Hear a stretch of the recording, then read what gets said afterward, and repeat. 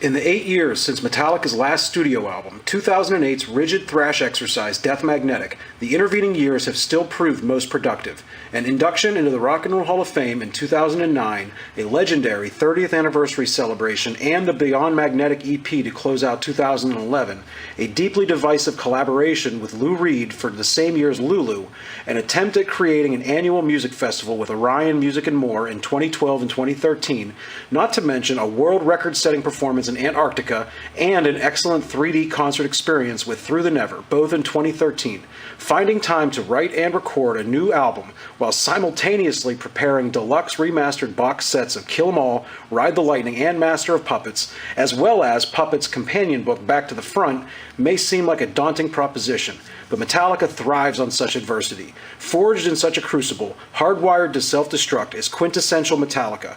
Melody, aggression, thoughtful insight, and a few surprises await the faithful on this, Metallica's 10th studio album.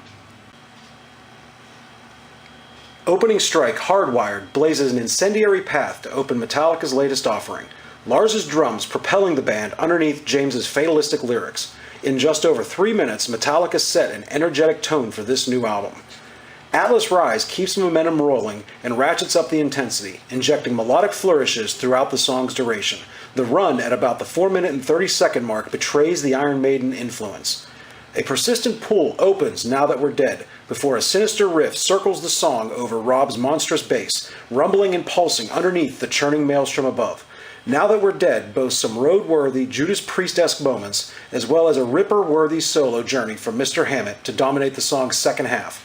With Moth into Flame, the recurring theme of melodic excursions paired with an intense, even hostile attack continues, as James's bleak and foreboding lyrics paint a picture of celebrity gone wrong. On Dream No More, an unassuming groove takes its position behind an understated vocal presentation. Finally called by name, Cthulhu rears his head on this track, which finds kindred spirits with such classic Metallica cuts as The Thing That Should Not Be, Where the Wild Things Are, and even the doomed heft of Sad But True. Another searing solo from Kirk ushers in the song's final 2-minute bludgeon. Halo on Fire's early seconds provide a melancholic instrumental build before the first relatively quiet moment appears on this album to lull you into a false sense of security. As the song builds, James's vocals have an almost etheric quality to them. The sweeping melodic sensibilities found in the guitar during the chorus draws your attention. Gaining momentum approaching the halfway mark, halting rhythmic pattern provides fertile ground for Metallica to expand their sonic palette. At a gallop, the song's final 2 minutes and 10 seconds provide the perfect soundtrack for a lone horseman riding into the sunset.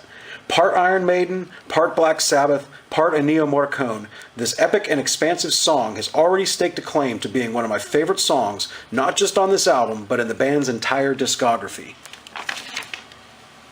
Another examination by Mr. Hetfield of the scars of war and the never-ending battle for normalcy lost, Confusion chugs forward with an intensity to match its subject matter. The emphatic closing minutes of Confusion dials up the intensity as the song ends with a twisted march to finality. On my first listen, Man Unkind struck me as a bit disjointed, but repeated turns have allowed a greater appreciation for this song. The gentle opening was beguiling from the first spin, but it took some time for the song's southern sludge proclivities, a la longtime heavy cohorts Corrosion of Conformity, to nestle into the pleasure centers of my brain. With a heavy blues bludgeon, Man Unkind revels in its dark premise. An emotionally toxic waltz pervades the song before the middle section, with Rob's pulsing bass detours, takes the disorienting churn to another gratifying level.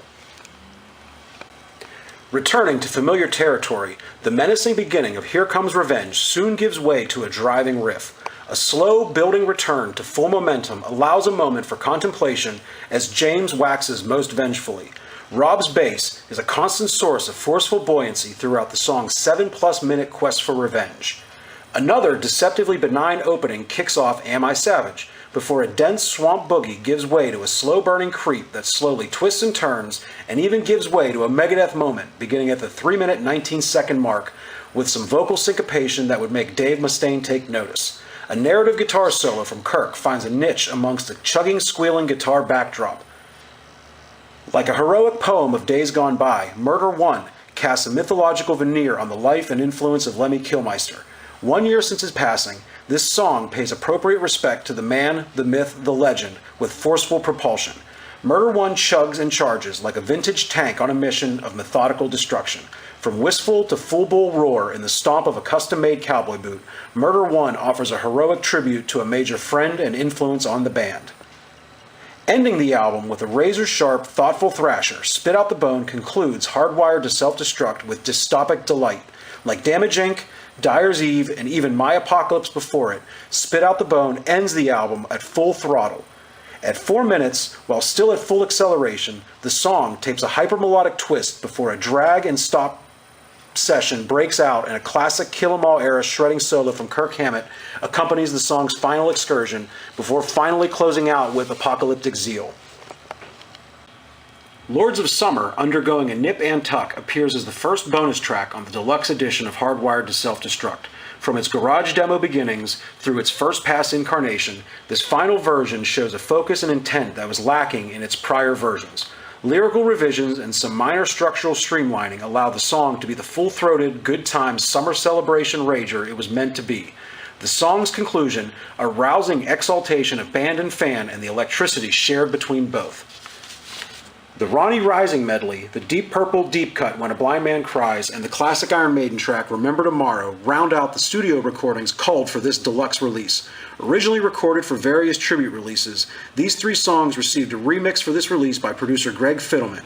Remember Tomorrow benefits most from Fiddleman's sonic expertise. You can actually feel the song breathe during the quiet passages, which makes the heavy ascents all the more airtight and lethal.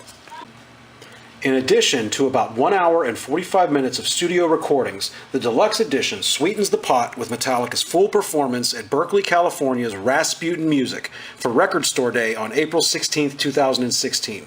Also remixed especially for this release by band confidant Greg Fiddleman, based on the always excellent field recordings of Metallica in their native habitat by Mike Gillies, featuring a crowd-rousing opening cover of Diamond Head's Helpless, with the remaining setlist drawn from the first 2 albums in honor of the Blackened Recordings remasters released earlier this year. As with nearly every Metallica release since Load in 1996, the band seeks to transcend typical album artwork by incorporating cutting-edge artists, groundbreaking packaging, and presentation. Hardwired to Self-Destruct is no exception. Grotesque yet visually striking imagery, courtesy of photographers Herring and Herring, adorns the album inside and out. The distorted faces of the band unnerve and intrigue, while the brilliant greens, reds, and oranges pop off the bright white background. Tasked with piecing together the packaging elements, marketing firm Turner Duckworth has created multiple presentations that express the energy and vitality recorded within. As each edition, CD, deluxe CD, vinyl, and deluxe vinyl has its own unique cover art. Harmony, melody, and hooks oh my, like mid-90s Load-era Metallica, with the sonic sensibilities of the Black Album and the energetic aggression of St. Anger, Hardwired to Self-Destruct is packed to the seams with delectable metallic goodness. Many of the band's touchstones are well represented. The eminently quotable solos from Mr. Kirk Hammett, relentlessly pummeling percussion from Denmark's preeminent son Lars Ulrich, thought-provoking lyrical insight from the bellowing lone wolf himself James Hetfield, and a roaring, pounding, and prominent role for the whirling dervish himself Robert Trujillo. Metallica also finds opportunity to surprise the listener with amazing vocal harmonies, an absolutely breathtaking instrumental passage to open Man Unkind, and these are just a couple of the myriad of aural and atmospheric twists and turns on display. From the exclamatory opening charge of Hardwired to the near mechanized holocaust of closing rager Spit Out the Bone, our longtime metal emissaries have delivered another classic slab of heavy that shows the band embracing all aspects of their history through a grand alchemical synthesis of melody, aggression, galloping rhythms, and groove.